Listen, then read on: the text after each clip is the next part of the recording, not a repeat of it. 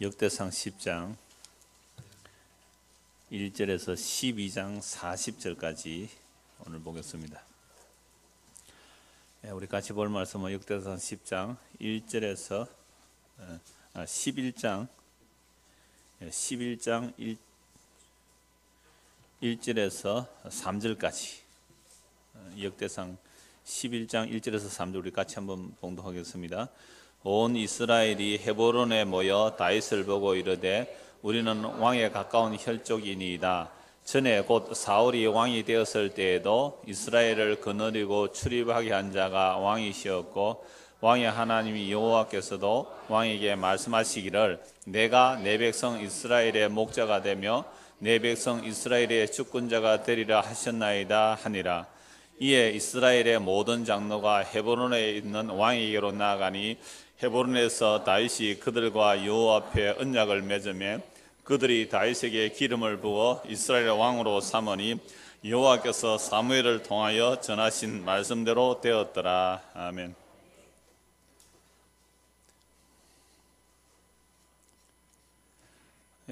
우리가 열왕기 상하와 사무엘 상을 이미 다 보았습니다. 그래서 아주 이 내용은 좀 간단하게 열왕기는 좀 진행하려고 합니다. 지난주에는 그 역대상 1장 1절에서 9장까지 보았는데요. 무려 그 9장을 한 번에 다 봤죠. 9장을 한 번에 다 봤는데요. 오늘은 그 10장부터 12장까지 아주 분량이 많습니다만 간략히 요약해 볼 수가 있습니다. 왜 그러냐면 앞에서 다 보았기 때문에 그래요. 그러면 역대기라는 것은 다윗 언약을 중심으로 성전을 중심으로 다윗 언약과 성전을 중심으로 기록된 내용이 역대기예요. 그래서 심지어 다윗이 잘못도 막 생략을 해버려요.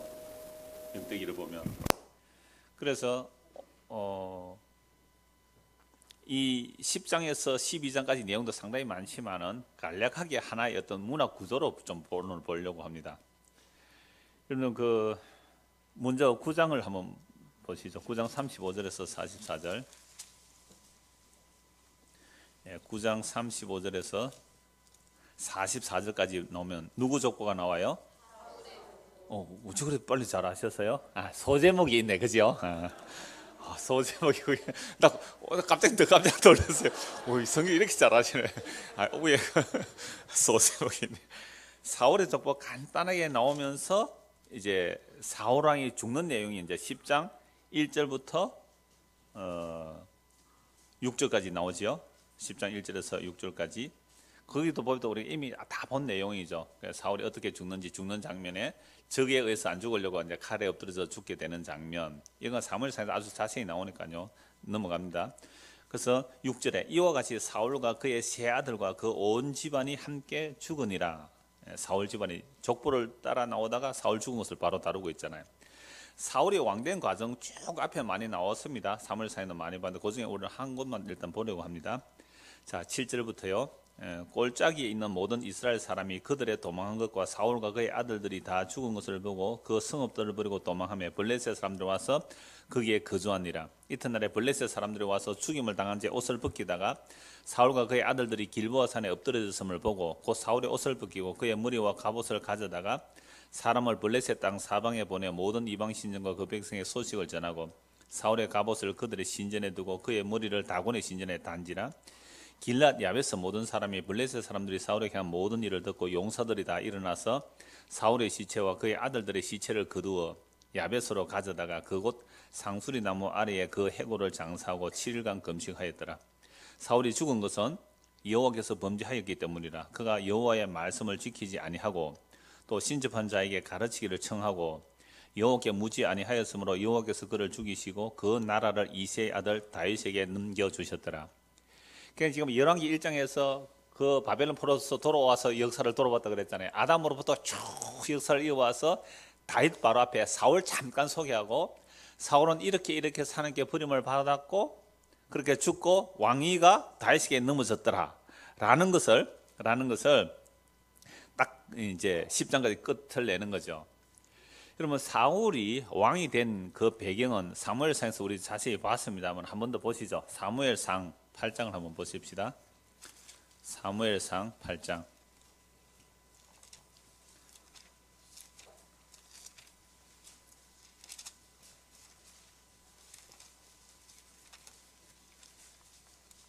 7절 한 절만 봅시다. 사무엘상 8장 7절 시작. 여호와께서 사무엘에게 이르시되 백성이 네게 한 말을 다 들어라. 이는 그들이 너를 버림이 아니요 나를 버려 자기들의 왕이 되지 못하게 함이니라. 자, 사사 시대 마지막 사사가 누구죠? 사무엘. 그래서 사무엘 마지막 사사인데 사무엘이 두 아들을 사사로 세웠어요.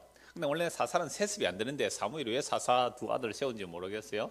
근데 이 사무엘의 두 아들은 아버지 같지 않았어요. 막 뇌물 받고 이랬거든요. 그러니까 백성들이 야, 사무엘은 훌륭했는데 사무엘의 아들은 저 사사의 자격도 없어. 그래서 사람들이 사무엘에게 가서 이렇게 말하죠. 사무엘 선지자님, 당신도 늙었고 이제 아들도 또 뭐 자격이 없으니까 우리에게 왕을 세워 주십시오라고 했어요. 왕을 세워 주십시오. 사무엘이 굉장히 섭섭했습니다. 내가 평생토록 뇌물 하나 안 받고 백성을 이렇게 잘 다스려 왔는데 내가 이러려고 사사가 되었나 하고 자괴감이 들었어요. 뭐 아들은 물론 또 뭐 잘 못하니까 할 수 없죠. 아들은 좀 잘 못하니까 진짜 섭섭하잖아요. 평생을 사무엘이 그러잖아요. 내가 평생에 여러분들에게 잘못한 게 없느냐, 죽을 때 그랬잖아요. 정말 자괴감이 들 거예요. 그렇게 했을 때에.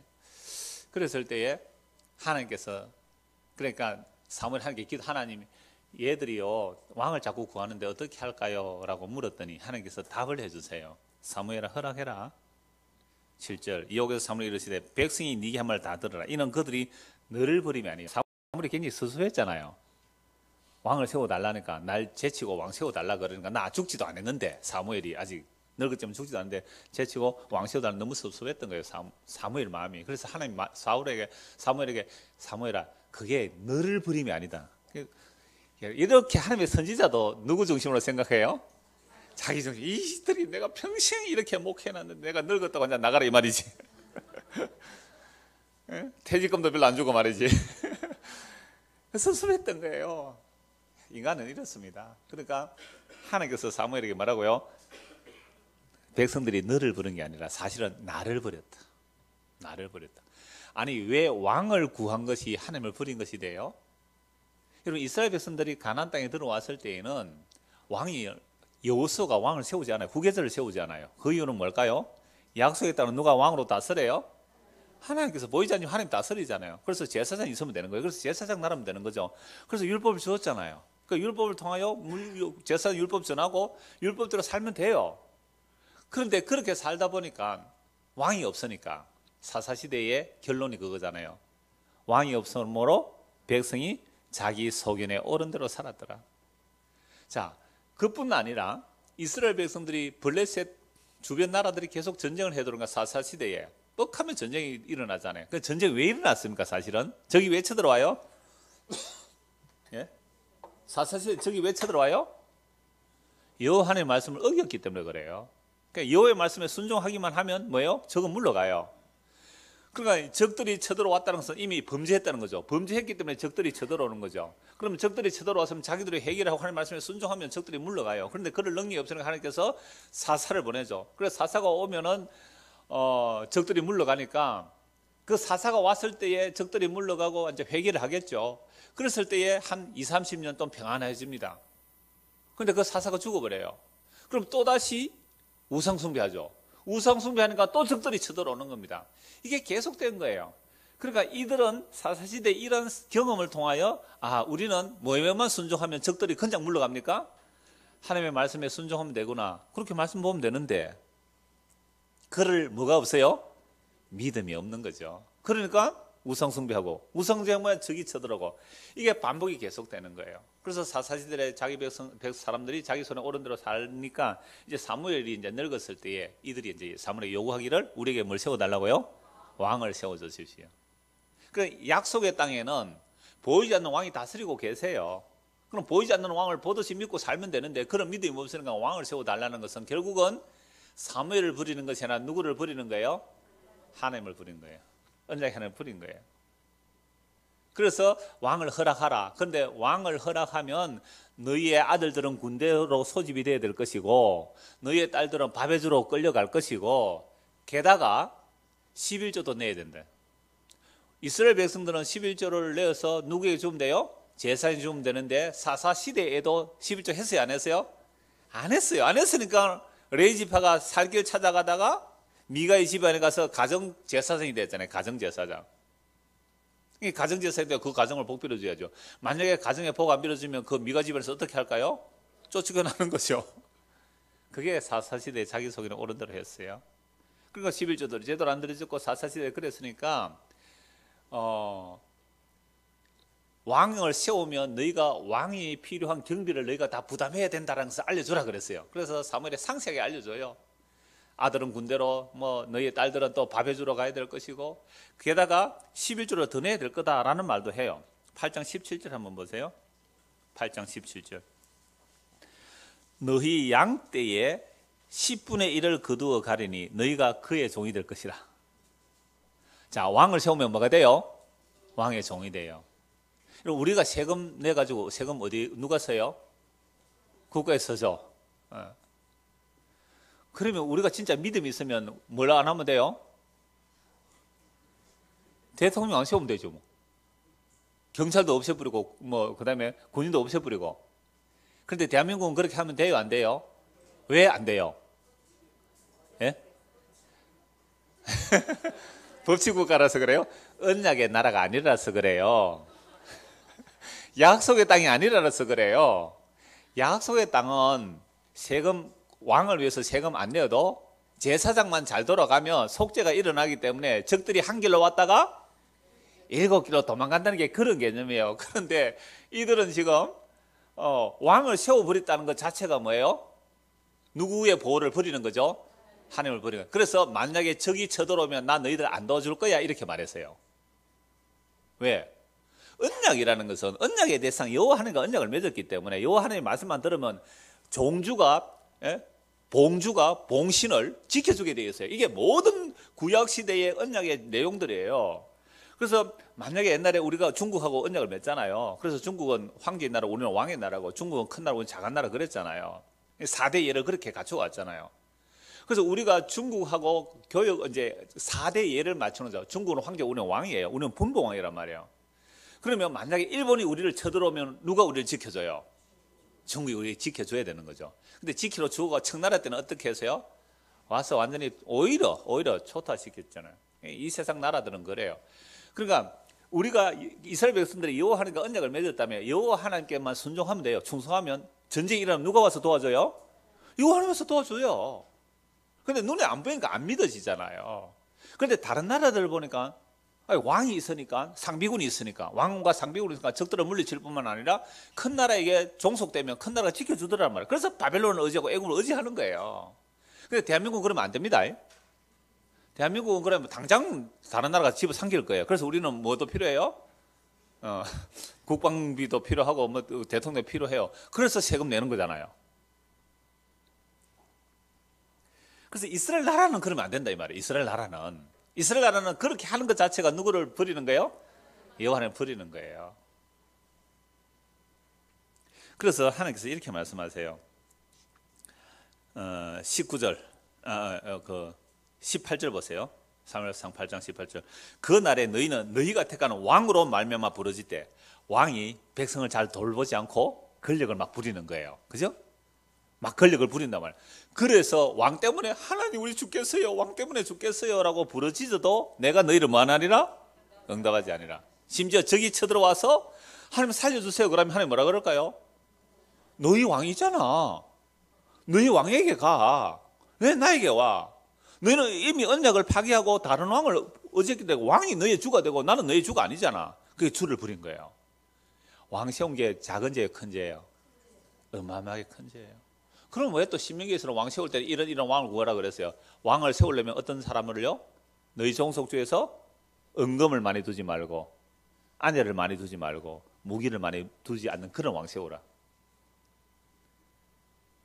그러니까 이스라엘 백성들이 왕을 세웠다는 것 자체가 여호와 하나님을 버린 거예요. 그래서 그러한 이스라엘 백성들의 마음에 충족되는 왕이 사울이었어요. 그래서 사울은 다른 사람들보다 뭐요? 머리가 어깨 하나 더 있었어요. 얼마나 키가 크고 철중했을까요? 처음에는 겸손해서 막 숨고그랬는데 다윗에게 사무엘이 이제 기름 부어 왕을 세우죠. 그래서 백성들이 만세했습니다. 만세. 근데 그 사울 왕도 누구 앞에는 꼼짝 못했어요? 골리앗 쳐도는 거 꼼짝 못했어요. 힘에는 힘이잖아요. 예를 들어서 뭐 이스라엘 사람들이 평균 뭐 160이라 그러면 사울은 한 2m쯤 돼요. 2m. 근데 골리앗은 몇 미터예요? 키가 3m예요. 3m. 창자로 하나가요. 창자로 하나 60kg. 60kg 창이 60kg이래. 창 하나가 6kg. 예, 6kg. 창 하나가. 배틀채 같아요. 배틀채. 창날 있잖아요. 그거 하나가 6kg 계산하면. 그런 창을 휘두르고 갑옷을 입은 그 골리앗 앞에 사울도 발발 떨었어요. 이때 기름 부으면 누가 나와요? 다윗이 등장하잖아요. 다윗은 무엇으로 나갑니까? 너는 창과 칼로 나오지만 나는 만군의 여호와의 이름으로 나온다. 물맷돌을 돌리잖아요. 이런 베냐민 지파 물맷돌 잘 돌리는 거 알죠? 백발백중이에요. 던지면. 그 물론 골리앗 여기 맞아서 죽잖아요. 만군의 여호와의 이름으로 나가죠. 그러니까 다윗은 만군의 여호와의 이름으로 나간다는 의미를 아는 사람이에요. 다윗이. 왜 알았을까요? 여호와의 기름 부음이 있기 때문에. 근데 사울은 여호와의 기름 부음이 떠나버리니까 하나님의 말씀을 순종 안 해요. 그래서 사울이 하나님의 말씀을 순종 안 하고 막 제사를 드리잖아요. 백성들이 흩어지니까 제사를 드렸단 말이에요. 이런 제사가 제가 열린 예배라 그랬잖아요. 왜? 구도자를 끌어모으기 위한, 사람들의 기분 맞춰주기 위한 예배. 사람은 흩어지고 어쩔 수 없이 제가 제사를 드렸나이다. 일주일 딱 약속했는데 일주일 딱 마치니까 사물이 짠 나타나는 거예요. 기다렸어요. 저거 제사 하나 안 하고 기다리세요. 딱 제사 드리고 나니까 그때 나타나요. 여러분 이런 경우 많죠. 하나님 믿습니다. 믿습니다. 이거 해결할 줄 믿습니다. 딱 데드라인 자기가 정해놓고 믿습니다. 끝에 다가갔는데 사람의 손을 서죠. 대부분 섰는데 그 다음 해결이 쫙 되잖아요. 왜 너 믿음 없으면. 그래서 사울이 이렇게 버림받는 것은 결국은 사울은 이스라엘 대표니까 이스라엘 백성들이 다 그랬대요. 다 그랬다. 그래서 이런 왕 아니고 하나님의 마음에 합한 자라는 말은 하나님의 언약을 이루기에 합했다 이 말이에요. 다윗이 원래부터 착한 사람이라는 그런 의미 아니에요. 하나님 마음에 합했다는 것은 이스라엘 백성들 어떤 왕을 원했어요? 힘 있고 능력 있는 왕을 원했지만 하나님은 소년 다윗을 택해요. 그게 마음에 합한 거예요. 그래서 하나님의 마음에 합했다는 것은 근원적으로 착한 사람 없어요. 다윗도 나중에 가늠하고 살인하잖아요. 본색이 드러나잖아요. 다윗을 때 하나님의 마음에 합했다는 하나님의 언약을 어떻게 이루느냐 봐라 이 말이죠. 그래서 다윗을 기름 부어 이제 세우는 거죠. 이렇게 이제 사울이 끝나고 이제 다윗이 기름을 부어서 왕이 돼요. 그래서 오늘 10장 14절 여호와께 묻지 아니하였으므로 하나님께 범죄한데 말씀을 지키지 않고 신접한 자의 가르치기를 청하고 죽은 무당에 가서 묻잖아요. 무당에 사무엘 불러내라 가지고. 그래서 그러니까 이 사울이 죽는 것은 사실은 누구를 고발하는 거예요? 이스라엘 백성 전체예요. 이스라엘 백성들이 지금 누구를 버려버렸어요? 사무엘상 8장에 보니까 여호와 하나님 버렸잖아요. 버렸으니까 하나님이 응답을 안 해줘요. 사울 왕이 기도를 해도 하나님 응답을 안 해요. 왜 응답 안 할까요? 너가 날 버렸잖아. 나 응답 안 하겠어. 분명히 얘기했잖아요. 희한하죠. 하나님 완전 갈구는 것 같죠, 그죠? 이게 언약 관계로 보면 돼요. 이게 하나님 이렇게 하셔야 맞는 거예요. 그래서 하나님이 대답을 안 해요. 그래서 할 수 없이 누구한테 가요? 신접한 여인에게 가죠. 그래서 여기에 사울의 버림받은 죽음을 뭐 지옥 같다 이렇게 보면 안 돼요. 언약을 어기는 자의 모습이 이렇구나. 그래서 사울은 누구를 대표해요? 이스라엘 백성 전체를 대표해요. 근데 이 사울의 모습이 사실은 오늘 누구의 모습이에요? 이거 우지하셨어요? 맞아요. 우리가 하나님하고 하나님과 언약을 맺었다면, 그죠? 그 하나님만 바라보고 있어야 되는데 하나님 언약을 날마다 버려요. 어디에 줄 서면 좋을까? 어디에 줄 서면 좋을까? 그렇게 다니고 있더란 말이에요. 그래서 사울을 끝내고 다윗이 이제 기름 부은 다윗이 이제 왕으로 등극하는데 사울이 딱 죽게 되니까요. 사울이 죽게 되니까 어떤 일이 일어납니까? 오늘 읽은 말씀이에요. 온 이스라엘이 헤브론에 모여 다윗을 보고 이르되 헤브론에서 다윗이 몇 년 동안 왕으로 있어요? 7년 6개월 동안 유다 지파의 왕으로 있어요. 온 이스라엘의 왕이 아니었어요. 사울이 딱 죽자 나머지 모든 지파들이 어떻게 해요? 헤브론에 있는 다윗에게 몰려오는 거예요. 자, 여러분들 지금 대통령 후보자들 막 선거하고 그러는데 작게 보면 지금 민주당입니까? 민주당에서는 다들 후보가 정해졌죠? 민주당에 서로 막 이렇게 싸우다가도 대통령 후보 딱 정해지니까 다 어떻게 해요? 맥주 한잔 하면서 내가 열심히 홍보하겠습니다. 막 그렇게 나오잖아요. 결정당 되면. 근데 진짜로 대통령이 딱 되면 어떻게 할까요? 사람들이 확 모여들겠죠. 한자리 하려고. 그러니까 7년 6개월 동안 헤브론에 다윗이 있을 때는 유다 지파만 어쩔 수 없이 그 쫓긴 자들이 다윗에게 모였는데 사울이 딱 죽자마자 온 이스라엘의 모든 지파들이 다 다윗에게 나와요. 당신이 우리의 왕입니다. 이렇게 나오는 거예요. 자, 11장 1절 보세요. 온 이스라엘이 헤브론에 모여 다윗을 보고 이르되 우리는 왕의 가까운 혈족입니다. 그런데 전에는 왜 안 왔어요? 사울에게 미움받을까 싶어서 사울 조건에 이제 몰려드는 거예요. 전에 곧 사울이 왕이 되었을 때에도 이스라엘을 거느리고 출애굽한 자가 왕이셨고, 말은 잘한다. 전에 사울이 왕으로 있을 때에도 이스라엘을 출입하여 하나님 앞에 왔다 갔다 한 자는 누구라고요? 다윗. 그럼 다윗한테 와야지. 그때는 왜 안 왔어요? 다윗이 쫓겨다니니까. 광야로 숲으로 쫓겨다니니까 죽을까 싶어서 다윗에게 안 오고, 사울 딱 죽자마자 다윗이 왕으로 되니까 곳에서 싹 나타나서 옛날에요 사울이 왕이 있을 때 사실은 당신이 우리 진짜 왕이었어요. 내 마음속의 왕은 당신이었어요. 막 이러는 거예요 지금. 기회주의자 같죠? 자, 왕이 되었을 때도 이스라엘 근원에 출애굽한 자 왕이었고, 왕의 하나님 여호와께서도 이제 뭐까지 갖다 꺼내더래요? 말씀도. 기름 부음 받은 자가 다윗인 줄 알잖아요. 이스라엘 백성 다 알아요. 사무엘이 다윗에게 기름 부음 받았기 때문에. 그러면 사울 버리고, 기름 부음 떠난 사울 버리고 어린 다윗에게 가야 되잖아요. 아무도 안 가요. 왜? 현 체제가 사울 체제니까. 그래서 사울이 좋은 거예요. 다른 말로 세상이 좋은 거예요. 예수님이 싫은 거예요. 왜? 예수님 노숙자처럼 다니니까. 네가 내 백성 이스라엘 목자가 되면 내 백성 이스라엘 주권자가 되리라 하셨나이다 하니라. 이에 이스라엘 모든 장로가 헤브론에 있는 왕으로 나아가니, 그러니까 이스라엘의 온 지파의 나머지 11지파 다 다윗에게 나옵니다. 헤브론에서 다윗이 그들과 여호와 앞에 언약을 맺으며 그들이 다윗에게 기름을 부어 이스라엘 왕으로 삼으니 여호와께서 사무엘을 통하여 전하신 말씀대로. 이것도 누구 말씀대로? 말씀대로. 그러니까 유다 지파의 왕만 아니라 온 이스라엘의 지파 왕으로 헤브론에 등극. 헤브론에서 등극하고 어디로 옮깁니까? 예루살렘을 옮기죠. 그래서 예루살렘에서 온 이스라엘 다스리는 지 이제 33년 동안 왕. 그래서 전체 40년 왕이 되는데요. 이걸 구조를 좀 말씀을 드릴게요. 이 학자들이 굉장히 이거 연구를 많이 했는데, 제가 이 마이크를 안 드니까 아예 녹음이 안 돼서 이거 휴대용 마이크 들고 할게요. 이게 동심원 구조, 성경은 굉장히 이런 구조가 많아요. 여러분, 우리 문학적 구조도 점층법이 있죠. 점층법, 점점 위로, 점강법이죠. 점점 아래로. 또는 동심원 이런 구조가 있듯이 성경도 굉장히 그런 구조가 많아요. 그러나 딱 떨어지게 구조가 안 될 경우도 많지만 대충 이런 구조들이 있어요. 그러니까 계시를 왜 문학적 구조에 담느냐? 아니요. 모든 문학이라는 어떤 구조가 있어야 잘 보이기 때문에 그런데요. 배터리가 다 돼서 그런 것 같아요. 여기서 할게요. 바짝 당겼어. 제가 들어보니까 이거 칠판할 때는 목소리가 잘 안 들리더라고요. 그러니까 칠판이 안 보이는 인터넷으로 보시는 분은 그 원고 참고하시면 될까요? 그러니까 11장 1절에서 3절을요. 이걸 A로 보면 됩니다. A. 11장 1절에서 3절의 내용이 뭐냐면, 다윗이 오늘 방금 읽었죠. 어디서 왕이 돼요? 헤브론에서 왕이 되는 얘기예요. 그 다음에 B 단락이 뭐냐면 11장 4절에서 9절인데 예루살렘 정복이 나와요. 예루살렘 정복. 그러니까 헤브론에서 어디로 옮겨져요? 예루살렘 옮겨져요. 그래, 이걸 크게 하나로 묶어도 되기는 됩니다. 그 다음에 12장 1절에서 7절. 이것은 시글락에서 다윗을 도운 사람들이에요. 시글락에서 다윗을 도운 사람들. 그래서 제가 오늘 제목이 뭐냐면 다윗의 용사들이거든요. 그러니까 다윗을 정점으로 용사들이 누구냐 이걸 보여주는 건데요. D.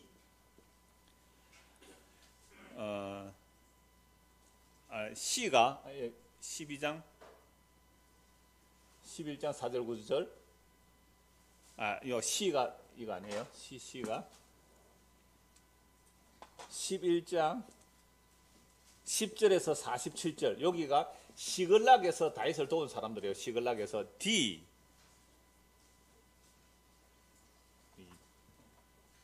앞을 보고 이쪽을 보기 잘 안 돼요, 지금. C. 헤브론에서 다윗 주변에 쓴 사람들이에요. 그 다음에 D가 12장 1절에서 7절인데, 요게 시글락에서 다윗을 도운 사람들이에요. 그 다음에 광야에서, 요건 12장 8절에서 15절이에요. 8절 15절인데, 요건 광야에서 누굴 도운 사람요? 다윗을 도운 사람들. 자, 이렇게 동심원이 이렇게 쭉 이렇게 연결되죠. 그 다음에 이 다시라고 해야 돼요. 이 다시. 위에 다시. 이 다시는, 여기도 12장 16절에서 18절인데, 여기도 뭐야? 광야에서 다윗을 도운 사람이 나와요. 그러면 뭐가 나와야 되죠? 디다시가 나와야 되겠죠. 디다시는 12장 19절에서 22절까지인데요. 이것은 또 시글락에서 나와요. 희한하죠? 광야 얘기가 나오고 또 뭐가 나와요? 시글락 나오잖아요. 시글락 나와요. 그럼 C는 자동으로 뭐가 나오겠어요? 헤브론 또 나온다니까요. 12장 뭐가 나와요? 12장 23절에서 37절, 그죠? 헤브론에서 다윗을 도운 사람이 나와요. 그 다음에 뭐가 나와야 되죠? 시다시가 나오죠. 시다시는 시글락 나오고 헤브론 나오고, 그 다음에 B가 빠져요. B가 빠지고요. B는 왜? 예루살렘 요거를 같이 봐도 되기 때문에. 그러니까 정확하게 일치는 안 되지만, 여기서 이제 B가 빠지고 A가 나오는데, A는 또 뭐가 나오죠? 12장 38절에서 40절에 보면 또 뭐가 나와요? 헤브론 나와요, 헤브론. 그러니까 광야, 저는 이 동심원 구절을 보면서 뭐에 제일 초점 맞추면 이 광야예요, 광야 있을 때에 다윗에게 온 자들 중심으로 시글락에 있을 때 도와준 사람들, 이제 헤브론, 마지막 헤브론이잖아요. 헤브론에서 돌아온 사람, 이렇게 동심원 구절을 딱 그리고 있는 거죠. 이렇게 성경을 보면 참 재미가 있어요. 좀 이역대기 막 지루할 텐데 이렇게 딱 구별해서 보면 재미가 있을 거예요. 자, 이런 구조 성경에 많이 나오는데, 다시 이제 이 구조를 따라 봅시다. A 내용이죠. 역대상 12장 1절에서 3절, 방금 제가 읽고 말씀을 드린 거예요. 그 다음에 두 번째 B를 봐야 되겠죠. 자, 11장 4절에서 9절. 네, 11장 4절에서 9절을 보면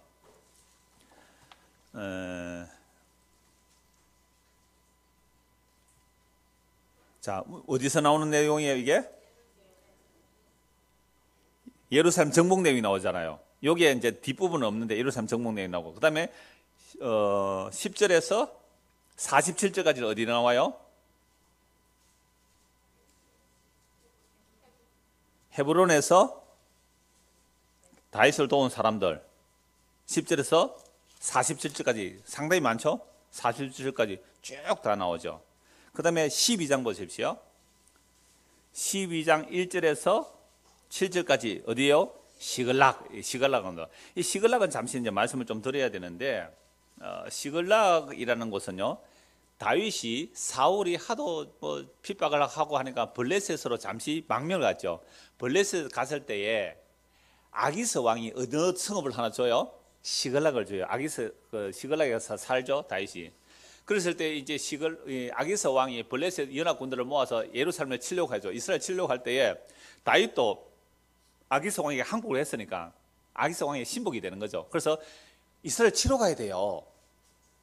다윗이 이스라엘 치러 가야 되는데, 그래서 아기스 왕이 불러서 다윗도 함께 있으니까 주변 장관들이 저 다윗 아니냐? 사울은 천천히고 다윗은 만만이라 그랬는데, 만약에 다윗이 자기의 왕 사울에게 돌아가려면 우리의 목을 뺏어 가면 사울이 용납할 거 아니냐? 얼마든지 배신할 수 있는 놈인데 우리 함께 전쟁할 수 없다, 이렇게 나오는 거예요. 그런데 아기스가 할 수 없이 다윗 보고, 내가 너의 충성을 알지만 저들이 반대하는데 어떻게 너 집으로 돌아가, 이랬단 말이에요. 이것도 하나님이 역사하신 거예요. 만약에 그때 다윗이 함께 전투하러 가면 누구를 공격하러 가야 돼요? 이스라엘 공격을. 그래서 아기스 시글락에 있으면서 다윗은 노력을 했습니다. 주변을 노력할 때에, 그래서 노력하면 그걸 가지고 이스라엘의 사람들에게도 보내고, 뇌물을 또 블레셋 사람 보내거든. 아기스 왕에게도 보내잖아요, 뇌물을. 야, 이거 어디서 약탈해 왔느냐? 예, 이스라엘에 가서 뺏어왔습니다, 이러는 거야. 이스라엘에 가서. 거짓말 했죠? 이스라엘 가서 뺏어왔다고 하니까 아기스는, 야, 다윗 이놈은 자기 동족을 친 놈이기 때문에 절대로 나를 배신 못할 거다 생각했지만, 사실은 블레셋의 다른 작은 나라들 쳐서 전리품을 빼앗아 온 거예요. 다윗 착해요. 나쁜 놈이에요.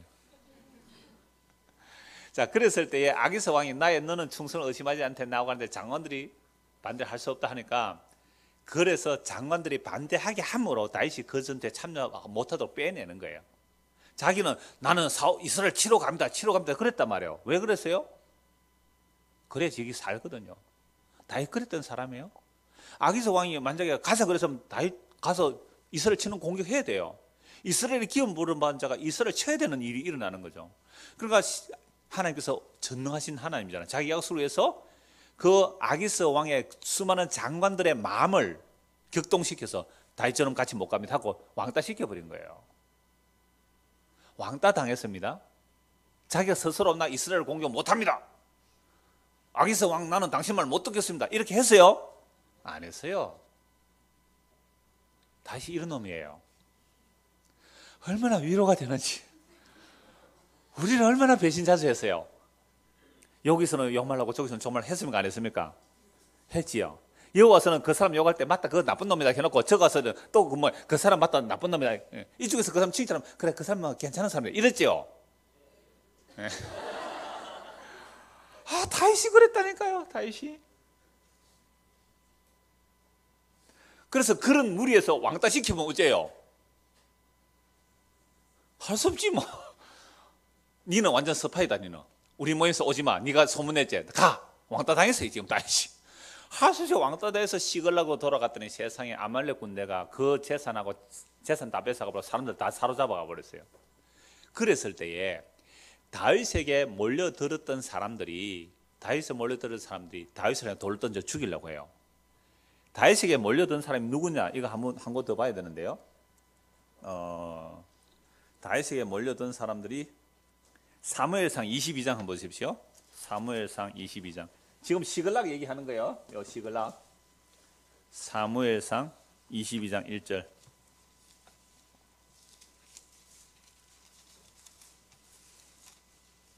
그러므로 다윗이 그곳을 떠나 아둘람 굴로 도망하며. 다윗이 사울이 다윗을 죽이려는 자기 사위잖아요. 그런데 죽이려고 해요. 왕권을 넘겨다 보는 놈이다. 이래서 사울이 죽이려고 하죠. 기름 부음이 떠나면 여러분 기름 부음 받은 자를 대적하게 돼 있어요. 우리에게 성령 임하게 되면 기름 부음 받은 자 그리스도를 알고 믿게 되지만 그 성령 임하지 않으면 기름 부음 받은 자를 대적하게 돼 있는 거죠. 그래서 사울이 이제 다윗을 대적하니까 다윗이 도망 다닙니다. 22장 1절. 그러므로 다윗이 그곳을 떠나 아둘람 굴로 도망하며 그의 형제와 아버지의 온 집이 듣고 그리로 내려가서 그에게 이르렀고 2절 같이 읽읍시다. 환난 당한 모든 자와 빚진 모든 자와 마음이 원통한 자가 다 그에게로 모였고 그는 그들의 우두머리가 되었는데 그와 함께 한 자가 400명 가량이었더라. 다윗을 죽이려고 하니까 맨날 사울이 보낸 군인들이 또는 사울이 보낸 요즘으로 말하면 안기부 요원들이 다윗 집안을 사사시 조사 안 하겠어요? 다윗 왔나 안 왔나? 아버지 집에도 친척 집에도 다윗 왔나 안 왔나? 안기부가 나와서 그런 거 했잖아요. 그렇게 하니까 도저히 못 살겠는 거죠. 그래서 할 수 없이 어디로 가요? 다윗한테 가는 거죠. 이렇게 괴로움을 당하느니 차라리 다윗에게 도망 다니는 거죠. 이 동굴 저 동굴로. 그런데 다윗의 가족이 온 것은 이해가 돼요. 다윗 때문에. 그런데 다윗에게 온 무리들이 누구예요? 2절에 환난 당한 모든 자. 누구 체제하에서? 사울 체제하에서 다윗 편들다가 또는 빚진 모든 자와 마음이 원통한 자. 다윗에게 몰려들었어요. 이들은 왜 다윗에게 갔어요? 사울 체제에서 살 수가 없어서 다윗에게 간 거죠. 그러니까 다윗은 완전 깡패 두목 같았어요. 환난 당한 자, 빚 떼먹고 도망간 놈들. 맞잖아요. 빚 떼먹고 도망간 놈들. 마음이 원통한 자들. 다윗에서 가서 한 400명 무리가 되었어요. 다윗이 왕이 돼서 그들을 이끌고 앉아 이리저리 돌아다니니까 완전 조폭물이잖아요. 그래서 나발 같은 사람, 부자 나발 같은 사람은 다윗이 떡 좀 얻으러 왔을 때 뭐라 그랬어요? 어디서 굴러먹던 놈이 떡 얻으러 왔느냐고. 요즘 말이지 종들이 도망치는 놈들이 많더니 종들이 도망치는 놈들이 다윗에게 가서 그랬구나 막 욕해요. 근데 그 나발이 어떤 사람이에요? 미련한 자. 나발, 미련한 자. 그 나발의 아내는 누구예요? 아비가일. 아비가일은 알아요. 다윗이 누구인지를. 그러니까 이 역대기 전체가 지금 이 동시몬 구조를 그린 이유가 다윗을 중심으로 다윗 언약 중심으로 돌아가는데 다윗도 형편없는 사람이 하나님 언약 때문에 이루어지는데 시글락 지금 얘기를 하고 있는 거죠. 점점 좁혀지는데 시글락에 있을 때에 이런 일이 있었단 말이에요. 그러니까 환난 당한 자, 빚진 자, 원통한 자가 다윗에게 와서 그냥 400명 군인을 모아서 이렇게 다니고 있었는데 세상에 자기 가족을 잃어버렸잖아요. 다윗이 잘못한 거예요? 아니잖아요. 그런데 당장 돌 던져서 어떻게 한다고요? 다윗을 죽이려고 해요.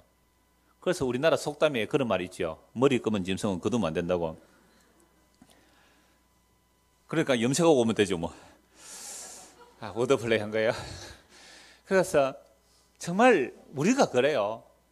마음에 원통하고 빚지고 환난 당했을 때는 다윗에 가니까 다윗이 울타리가 되어주잖아요. 그죠? 다윗이 울타리가 되어줘요. 여러분 홍길동에게 붙은 사람들도 이런 사람들 아니에요? 네. 요즘 역적이라는 드라마 나오죠? 거기 붙는 자, 환난 당한 자, 모든 빚진 자, 뭐 마음이 원통한 자, 뭐 깡패 도둑들 이렇게 모였다고 보는 거죠. 그런데 다윗이 울이 되어준데 자기 재산 날아가 버리고 자기 가족 하나도 없고 약탈당해서 당장 돌 던져서 어떻게 한다고요? 다윗 죽이려고 합니다.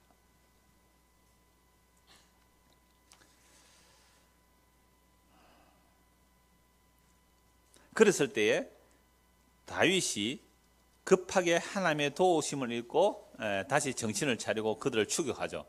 추격해서 그들을 몽땅 다 구조해냅니다. 구조해내가지고 돌아오게 되는데요. 돌아올 때에 무슨 일이 일어나는가? 사무엘상 30장 보십시오. 사무엘상 30장. 우리가 이 사무엘상 할 때 다 자세히 본 내용이라 간단하게 봅니다. 사무엘상 30장 21절. 자, 다윗이 전에 피곤하여 능히 자기를 따르지 못함으로 버솔 시내에 머물게 한 200명에게 오매. 그러니까 600명이 늘어서 200명이 더 붙어서 600명이 늘어서 아기스 왕이 돌아가라 해서 할 수 없이 돌아왔어요. 돌아왔더니 자기가 살던 시글락이 불에 타 없어졌어요. 누가 빼앗아 가세요? 아멜렉 사람들이. 그래서 아멜렉 사람들 추격해서 몽땅 다 빼앗아 와요. 빼앗아 돌아올 때 아말렉을 추격하러 가는데 중간에 200명이 나고병이 생기는 거죠. 지쳐서 못 따라가니까 200명은 버솔 시내가에 머물게 하고 400명이 따라가서 그들을 다 찾아왔어요.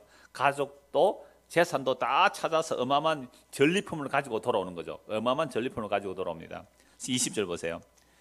19절. 그들이 약탈했던 것, 곧 무리의 자녀들이나 빼앗겼던 것은 크고 작은 것을 막론하고 아무것도 잃은 것이 없이 모두 다윗이 도로 찾아왔고, 다윗이 또 양떼와 소떼를 다 되찾았더니 무리가 그 가축들을 앞에 몰고 가며 이르되 이는 다윗의 전리품이라 하더라. 다윗은 누구의 전쟁을 하는 거예요? 여호와의 전쟁을 하죠. 다윗의 전리품이 아니라 여호와의 전리품이 되는 거죠. 21절. 다윗이 전에 피곤하여 능히 자기를 따르지 못함으로 버솔 시내에 머물게 한 200명에게 오며 그들이 다윗과 그와 함께한 백성을 영접하러 나오는지라. 다윗이 그 백성에 이르러 문안하매.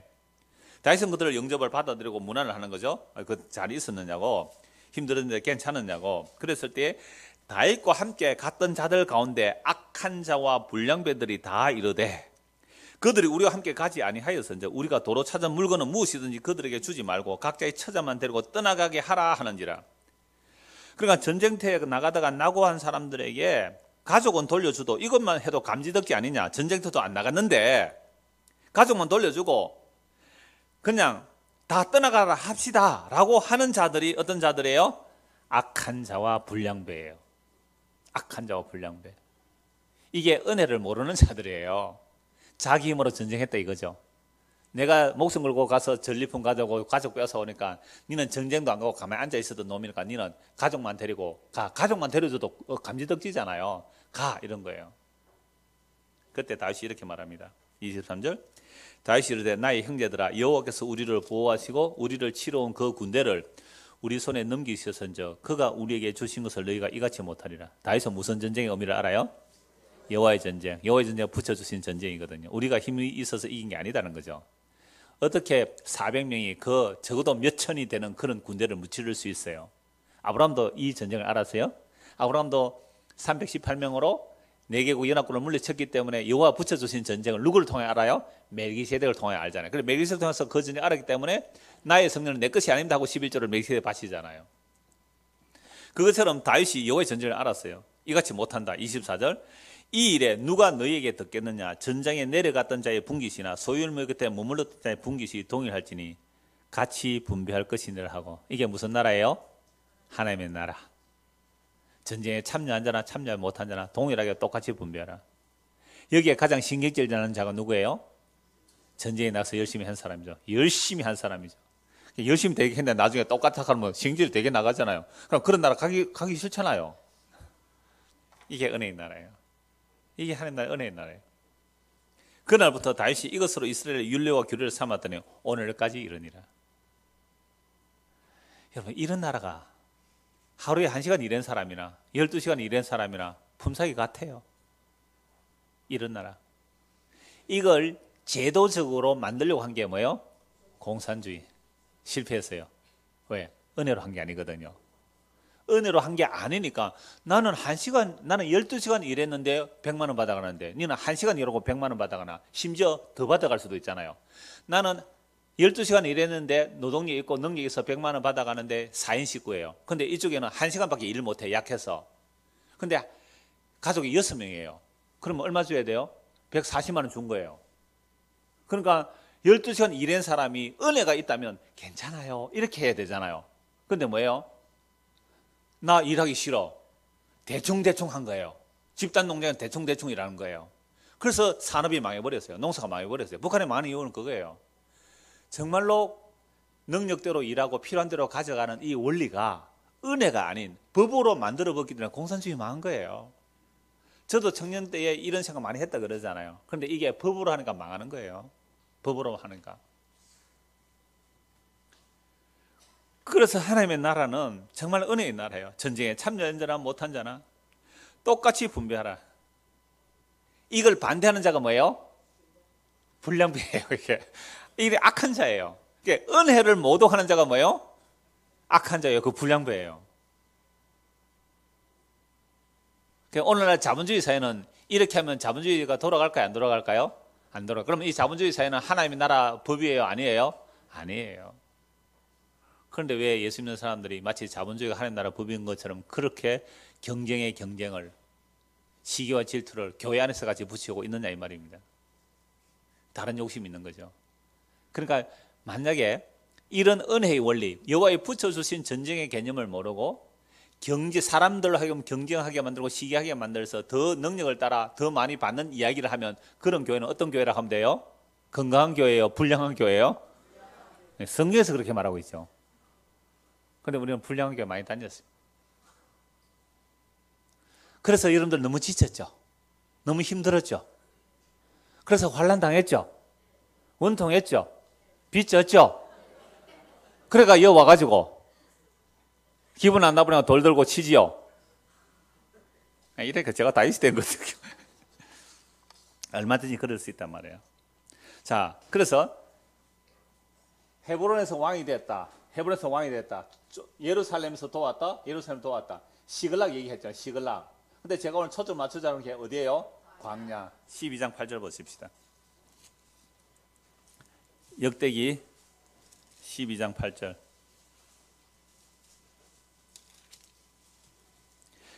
갓 사람 중에서 광야에 있는 요새에 이르러. 보세요. 갓 사람은 어디에 있는 사람들이에요? 요단강 동편에 있는 사람이에요. 그래서 루벤, 므낫세, 루벤, 갓, 므낫세 반지파가 요단강 동편에 있잖아요. 그죠? 요단강 동편에 자리를 차지했죠. 루벤, 갓, 므낫세 절반 지파.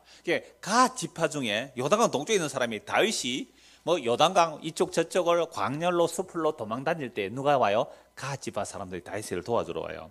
갓 사람 중에서 광야에 있는 요새에 이르러. 광야에 있을 때. 여러분, 누가 광야에 있을 때, 지금 우리가 처음 시작할 때 지금 다윗이 어디서? 헤브론에서. 누가 다 모여들어요? 사울이 죽지 않은 모든 사람들이 헤브론으로 다 모여들어요. 근데 어디에 있을 때 다윗이 온 사람이 있어요?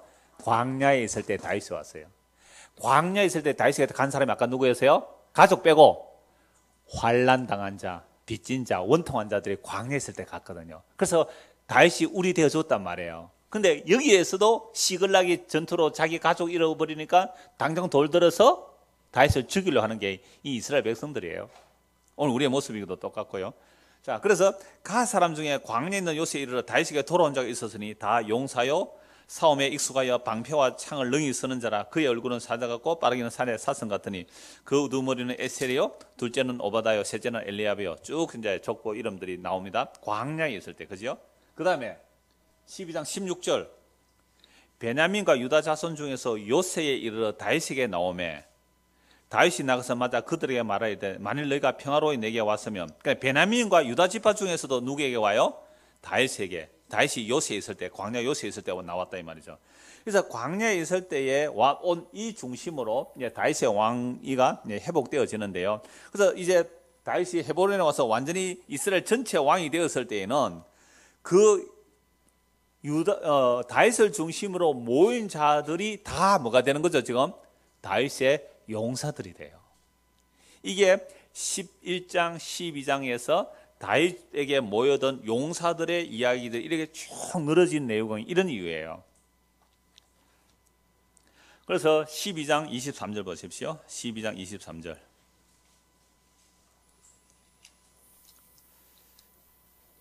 싸움을 준비한 군대 지휘관들이 헤브론에 이르러 다윗에게로 나와 여호와의 말씀대로 사울의 나라를 그에게 돌리고자 하였으니 그 수요가 이러했더라.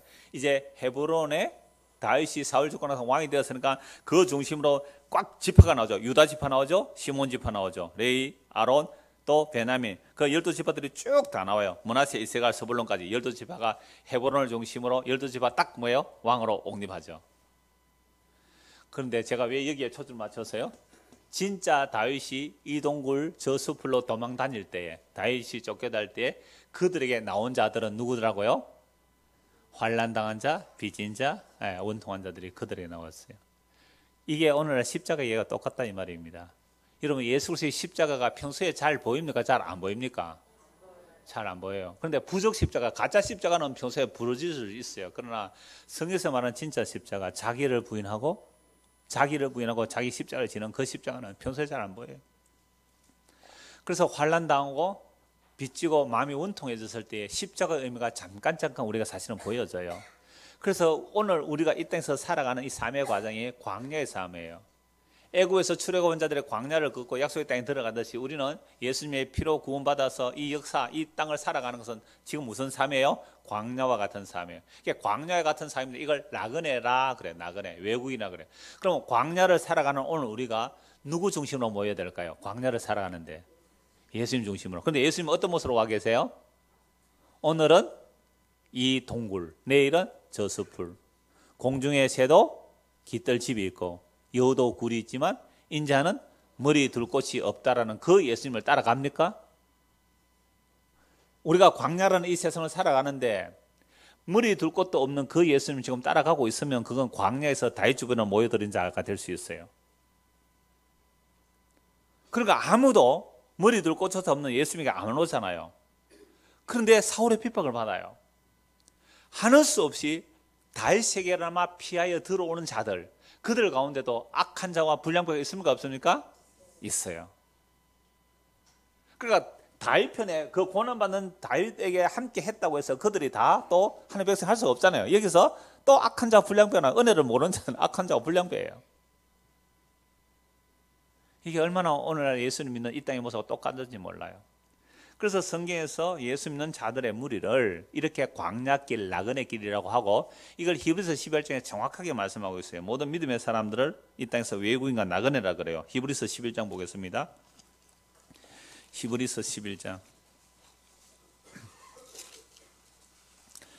옛날에 그 박영수 목사님은 히브리서 성경을 보려면 성경 전체를 한 100분 읽고 보면 잘 보인다 그랬어요. 성경 전체를 한 100분 읽고 보면 히브리서가 잘 보인다고. 그 정도로 히브리서는 구약 성경 전체를 압축해서 어떻게 그리스도를 증거했는지 드러나기 때문에 그래요. 오늘 오전에 히브리서 7장에서 10장까지 훑어봤잖아요. 11장 어떻게 완성이 되는가. 그래서 구약에 나타나는 모든 믿음의 사람들이 히브리서 11장 믿음의 사람들 쭉 나타나요. 13절부터 보시죠. 이 수많은 믿음의 사람들, 최초의 믿음 사람 아벨, 에노, 노아 이런 말씀 자주 들었죠. 자, 이 믿음의 사람 어떻게 살았습니까? 13절. 이 사람들은 다 믿음의 사람들이에요. 다 믿음을 따라 죽었으며 약속을 받지 못하였으되 그것들을 멀리서 보고 환영하며 또 땅에서는 외국인과 나그네임을 증언하였으니 그들이 이같이 말하는 것은 자기들이 본향 찾는 자임을 나타냅니다. 그들이 나온 바 본향을 생각하였더라면 돌아갈 기회가 있었으니와 그들이 이제는 더 나은 본향을 사모하는 곧 하늘에 있는 것이라. 이러므로 하나님이 그들의 하나님이라 일컬음 받으심을 부끄러워하지 아니하시고 그들을 위하여 한 성을 예비하셨느니라. 새 예루살렘. 한 성을 예비했단 말이에요. 그래서 믿음의 사람들은 이 땅의 목적이 아니죠. 이 땅에서는 외국인과 나그네로 갔단 말이에요. 마치 머리 둘 곳이 없었던 예수님처럼 그 모형인 다윗처럼 다윗이 광야를 돌아다녔단 말이에요. 광야를. 광야를 돌아다닐 때 그 광야의 다윗에게 나온 자들의 그 모습이 오늘 이 시대에 예수님을 믿는 자들의 모습이에요. 그러니까 오늘 저와 여러분이 무슨 목적지를 향하여 누구와 동행하는지 보시면 알아요. 힘을 추구하고 세상의 영광을 추구하는 그 무리에 들어가는지. 아까 너는 우리 팀에서 재수 없으니까 나가라고 왕따 당해가지고 할 수 없이 쫓겨난 그 적은 무리, 그 무리에 속해 있는지, 이런 말씀을 통해서 우리는 너무나 여실하게 볼 수가 있잖아요.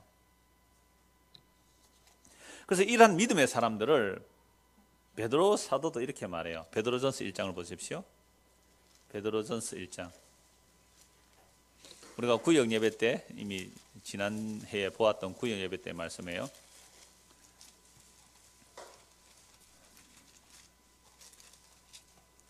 베드로전서 1장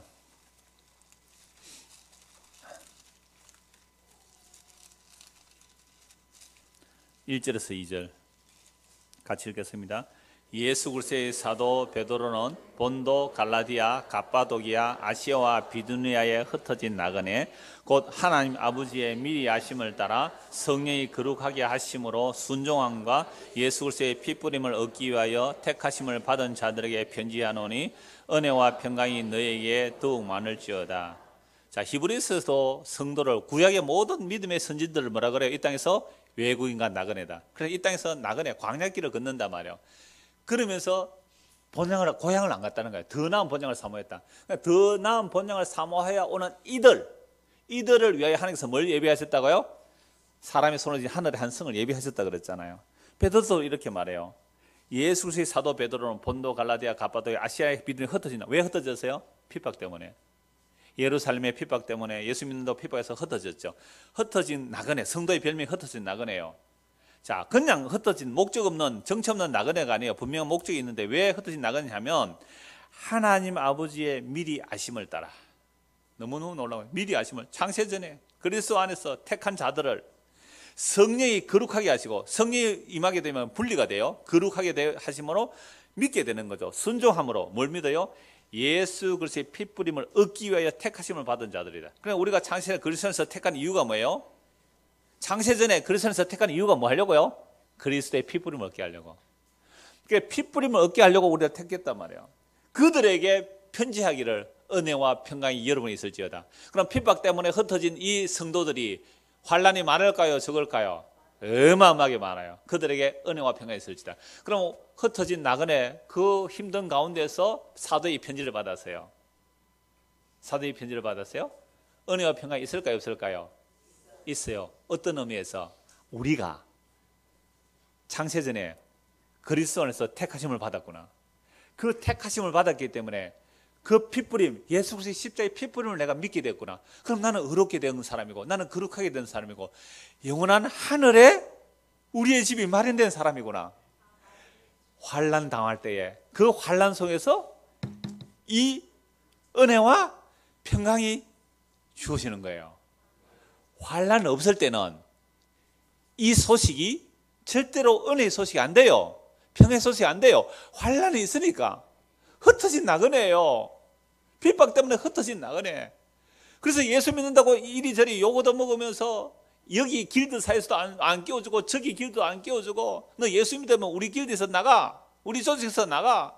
그래서 왕따 당해가지고 정말 힘들고 있는 그들에게 바울이 편지 보낸 거예요. 베드로가 편지 보낸 거예요. 흩어진 나그네 여러분들이요. 여러분들은 이미 이 세상에 살 사람이 아니에요. 영원한 나라에서 함께 살 자들인데, 그들은 이미 창세전에 택한 자들이고 그들에게 성령을 보내서 이름을 구별시켜 예수 그리스도의 피뿌림을 얻게 하기 위해서 택함을 받았습니다. 피뿌림 받았어요? 아멘. 그렇다면 됐잖아요. 이 세상은 영원하지 않습니다. 그래서 베드로후서 3장에 이 세상 불태워 없어진다 그러잖아요. 어린애의 피뿌림을 받은 자는 그 피의 보혈이 능력이기 때문에 그 피뿌림 받은 자들을 영원한 생명으로 이끌어 이 세상 멸망할 때 멸망하지 않는 시한과 새 땅에 들어놓을 거예요. 그러면 우리가 그곳에 가서 누구를 찬양할까요? 헤브론에서 다윗이 왕됨을 보고 12지파가 다 모이더래요. 광야에서는요, 환난다고 빚지고 원청한들만 다 가더니 헤브론에서 다윗이 왕이 되니까 12지파가 다 모이더래요. 구약의 12지파는 12 이스라엘 백성들을 말하는 거 아니에요. 구원받은 수를 12이란 말이에요. 신약에 12사도잖아요. 그래서 12 곱하기 12 곱하기 1000, 14만 4천은 구원받은 모든 수를 말하는 거예요. 그래서 그들이 흰옷 입은 큰 무리들이에요. 흰옷 입은 큰 무리가 어디서 나와요? 큰 환란에서 나오는데 어린 양의 피에 그 옷을 씻어 희귀한 자들입니다. 이게 요한계시로 나오는 희고 큰 무리들이에요. 그럼 이들이 모여서 뭘 할까요? 다윗 왕을 찬송하는 거예요. 예수님, 내가요 세상에 살 때에도요 예수님이 나의 왕이었고요, 나의 출입을 예수님이 이끌어왔고요, 천국에 와서 버리니까 예수님이 역시 나의 왕이 맞네요. 이렇게 아부떨 거예요. 가서 다윗에게 하는 그 말을, 내가 이 땅에 살 때에도 주께서 나의 출입을 거느려 주셨어요. 때로는 광야를 갔고 환난을 당하고 때로는 빚졌고 때로는 원통했어요.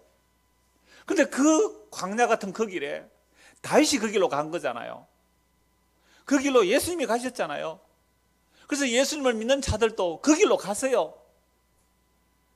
그런데 그때도 주께서 나와 함께 하시고 나의 출입을 이끌어 오셨더니 결국 이 영원한 나라에 눈물이 없는 거, 원통함이 없는 거, 빚진 것이 없는 거, 억울함이 없는 이 생명의 나라에 나를 이끌어 들이시군 하고 헤브론을 중심으로, 헤브론에 다윗이 왕이 되니까 헤브론 12지파가 모여들잖아요. 이 일들이 요한계시록에서 그대로 일어나요. 이 역사가 마감되는 날, 주님 오시는 그날에 어마어마한 일들이 일어나는데요. 요한계시록 5장을 보십시오. 요한계시록 5장. 아, 끝날 때 됐구나. 요한계시록 이상 없으니까. 요한계시록 5장.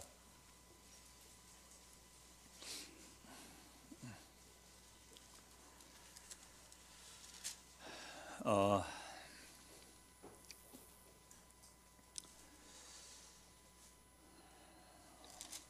5장 9절부터 보시죠. 요한계시록 5장 9절입니다.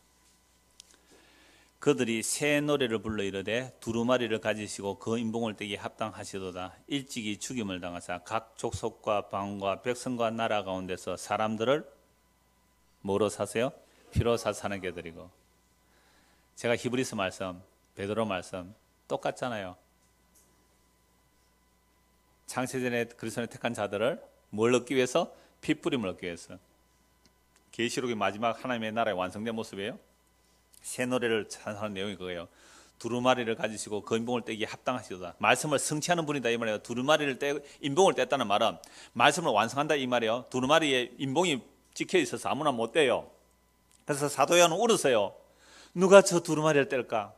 근데 일찍 시험당한 어린 양이 떼잖아요. 울지 마라. 다윗의 지파, 다윗의 뿌리, 다윗의 사자가 이겼나니 어린 양이 하늘 보좌에 있는 그 책을 취하여 인봉을 떼요.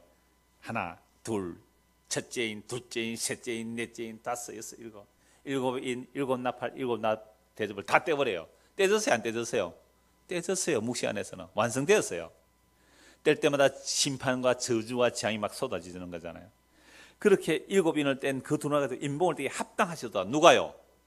일찍 죽임 당하신 분, 어린 양 예수 그리스도. 일찍 죽임 당하사 각 족속과 방과 백성과 나라 가운데서, 여기에 각 족속과 방과 백성, 우리에도 포함되죠. 이방인도 포함되잖아요. 유대만 아니잖아요.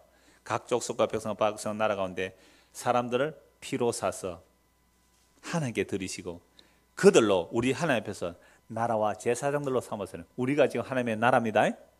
우리가 하나님의 제사장이에요. 나라와 제사장을 삼았으니 땅에서 왕노릇해요. 그래서 여러분들이 이 땅에서 하나님 나라 왕노릇하는 거예요. 어떤 모습으로? 어떤 모습으로? 다윗과 같은 고난받는 광야의 모습으로. 그리스도가 십자가를 지는 그 모습으로 이 땅에서 왕노릇하는 것이지, 이 땅에서 우리가 군림하는 요한계시록 왕노릇 때문에 이 세상 다 죽었어요. 벌써 끝났어요. 그럼 우리도 끝난 거예요. 아시겠어요? 이 역사가 다 하는 날까지는 희생당하는, 죽임당하는 어린 양 같은 왕 같은 제사장 역할을 해야 돼요. 이 역사 속에서는. 만약에 우리가 지금 다윗처럼 헤브론의 왕이 됐을 때 왕 몰려드는 이런 왕을 꿈꿨다면, 꿈 깨세요. 우리는 그동안 예수 믿으면서 어떤 왕을 원했어요? 헤브론에서 왕이 되었을 때에 몰려드는 이런 왕을, 이 역사 속에서 이런 왕, 내가 왕이 되기를 원하고 이런 왕자리에 앉기를 원했던 그런 왕됨을 원했다면 꿈 깨시란 말이에요. 이걸 보고 사람들이 달려가요. 이걸 보고 아니라는 거예요. 이 역사 속에서는 다윗처럼 오늘은 이 동굴, 내일은 저 숲을, 머리둘 곳이 없음 가신 그 예수님의 길, 그게 사도들이 간 길이고 그게 믿음의 선지자들이 간 길, 다 그 길이에요. 그런데 다윗이 잠시 왕도로 하잖아요. 그런데 다윗이 왕대가 나오고 한 짓을 가늠하고 살인한 놈이에요. 그 왕 얘기가 아니란 말이에요. 어느 나라 왕? 영원한 나라 왕, 만화의 왕, 만주의 주가 되시는 그분이 왕이 되실 때예요. 피로 사산하게 들이시고 그들로 우리 하나님 앞에서 나라와 재상을 삼으시니 그들이 땅에서 왕노하려도 하더라. 내가 또 보고 들으면, 제가 이 동시문 구조를 그린 게 있어요. 들으면 보좌의 생물, 보좌와 생물들과, 여러분 보좌에 누가 계세요? 보좌에 계신 이와 어린 양께, 보좌에 하나님도 계시면 어린 양께, 보좌에 계신 이와 어린 양께 네 생물과, 네 생물이죠. 네 생물과 누가 있어요? 24 장로들이.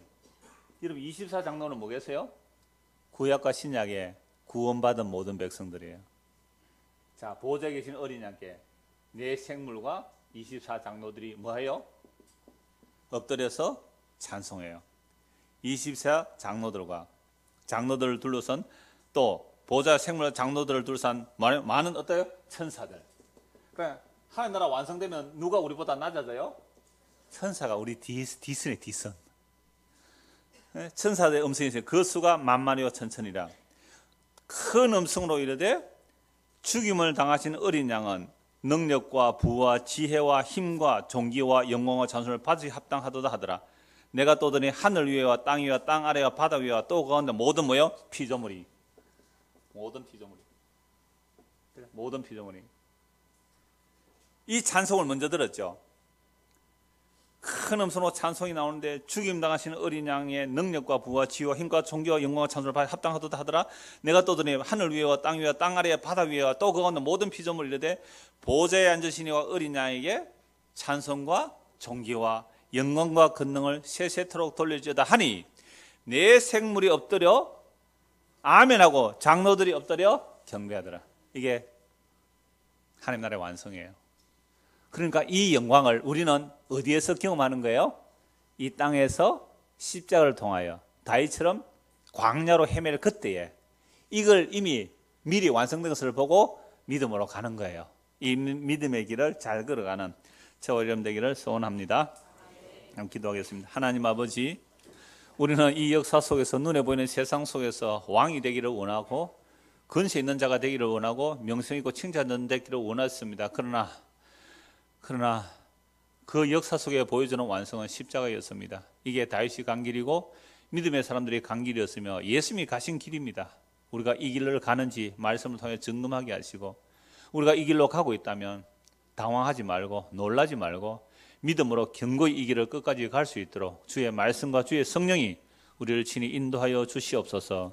그래 주님 오시는 그날에, 이 역사가 마감되는 그날에 우리도 저 영광의 찬송을 드리는 저 무리에 함께 참여하여 보좌에 계신 이와 어린 양께 찬송과 존귀와 영광을 세세토록 무궁토록 돌릴 수 있는 저희들로 삼아 주시옵소서. 예수 그리스도를 받들어 기도드리옵나이다. 아멘.